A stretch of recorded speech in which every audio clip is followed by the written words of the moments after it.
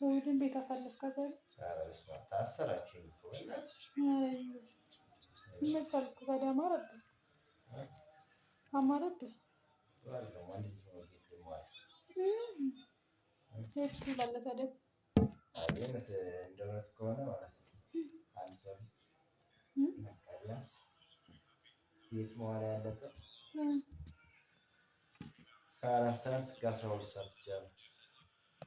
ከዛ በኋላስ ውጭ ነው።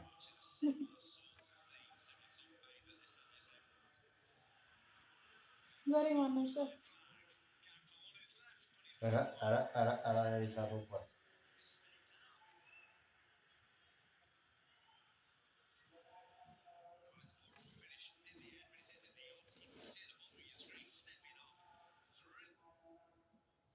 ማን ነው ዛሬ የሚጫወተው?